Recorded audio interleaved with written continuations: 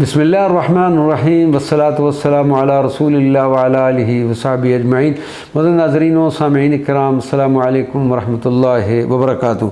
رسول اللہ صلی اللہ علیہ وسلم کا سیدت عائشہ صدیقہ رضی اللہ تعالی عنہا سے نکاح۔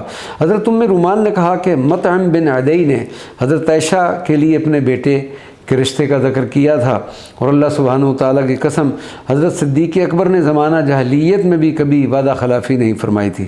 حضرت سیدنا صدیق اکبر مطعم بن عدی کے گھر پہنچے، ان کے پاس ان کی بیوی تھی۔ اس نے کہا کہ ہمیں اس بات کا خوف ہے کہ اگر یہ لڑکی ہمارے گھر آ جائے گی تو ہمارا لڑکا بے دین ہو جائے گا۔ حضرت صدیق اکبر نے مطعم بن عدی کو کہا کہ کیا یہ آپ کا قول ہے؟ اس نے کہا جو میری زوجہ کہتی ہے۔ پس آپ رضی اللہ تعالیٰ عنہ واپس آ گئے۔ اس طرح اللہ تبارک و تعالیٰ نے آپ کو اپنے وعدے سے سبق دوش فرمایا۔ حضرت سیدنا صدیق اکبر نے سیدت خولہ سے کہا کہ رسول اللہ صلی اللہ علیہ وسلم کو جا کر پیغام دے دو کہ میں اس رشتے پر راضی ہوں۔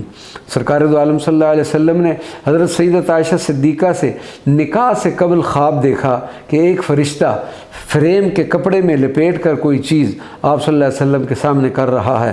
آپ صلی اللہ علیہ وسلم نے پوچھا اس میں کیا ہے؟ تو جواب ملا یہ آپ کی بیوی ہے۔ جسے آپ نے کھول کر دیکھا تو سیدہ عائشہ کی تصویر تھی۔ اس حدیث پاک سے معلوم ہوتا ہے کہ حضرت سیدت عائشہ کی شادی کا اہتمام بارگاہ رب العزت میں کیا گیا تھا، اور آپ صلی اللہ علیہ وسلم نے اس شادی کو من جانب اللہ قرار فرمایا تھا۔ حضور پر نور صلی اللہ علیہ وسلم کا نکاح مبارکہ سیدت عائشہ صدیقہ سے ہو گیا۔ خطبہ نکاح حضرت سیدنا ابو بکر صدیق نے پڑھا اور 500 درہم مہر مقرر ہوا۔ سیدت عائشہ کی رخصتی ہجرت مدینہ منورہ کے بعد وقوع پذیر ہوئی۔ سیدت عائشہ صدیقہ کی عمر بارے متعدد روایات ہیں، اور مغربی ناقدین بھی سیدہ کی عمر اور شادی کو زیادہ متنازع بناتے ہیں، جو تاریخی حقائق کے منافی ہے۔ سب سے پہلے یہ طے کر لیا جائے کہ آیا اسلام نے شادی کرنے کے لیے کوئی مدت مقرر کی ہے؟ ایسا بالکل نہیں، بلکہ شادی کے لیے شرط صرف بالغ ہونا ہے، اور وہ جس عمر میں بھی بالغ ہو جائیں۔ یہ حقیقت بھی واضح ہے کہ عربوں میں مروجہ دستور کے مطابق جب سیدت عائشہ کی نسبت سرکار دو عالم صلی اللہ علیہ وسلم سے طے ہوئی تو آپ رضی اللہ تعالی عنہا اس وقت سن بلوغت کو پہنچ چکی تھی۔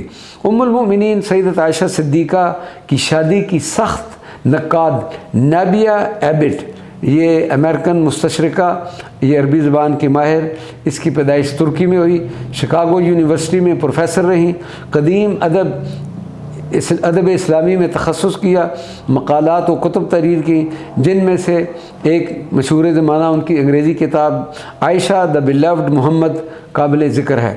614 عیسوی میں نزول وحی سے 5 سال قبل سیدت عائشہ کی ولادت تسلیم کرتی ہے۔ اس بنا پر ہم کہہ سکتے ہیں بوقت طے نسبت پانے ہمراہ رسول اللہ صلی اللہ علیہ وسلم سیدت عائشہ کی عمر کا 6 یا 7 سال کا مفروضہ، اور ان کی شادی 10 سال کی عمر میں ہونے کی روایت ہشام بن عروہ سے اس کے شاگرد علی بن مسہر نے نقل کی ہے۔ امت مسلمہ کا صدیوں تک مسلسل اجماع اسی بات پر رہا ہے کہ اس مبینہ حدیث کو تسلیم نہ کیا جائے۔ پورے عرب میں کوئی شخص اتنی کم عمری میں اپنی بیٹی کی شادی کے لیے کبھی تیار نہ ہوتا تھا کہ خود حضور نبی کریم صلی اللہ علیہ وسلم کے اپنے خاندان مبارک میں شادیاں جو طے ہوئیں وہ اس لحاظ سے طے ہوئی تھی۔ حضور نبی کریم صلی اللہ علیہ وسلم کی صاحبزادی شہزادی کونین سیدت فاطمہ الزہرا کی شادی 21 برس کی عمر میں ہوئی۔ حضور نبی کریم صلی اللہ علیہ وسلم کی صاحبزادی ام کلثوم کی شادی 18 برس کی عمر میں ہوئی۔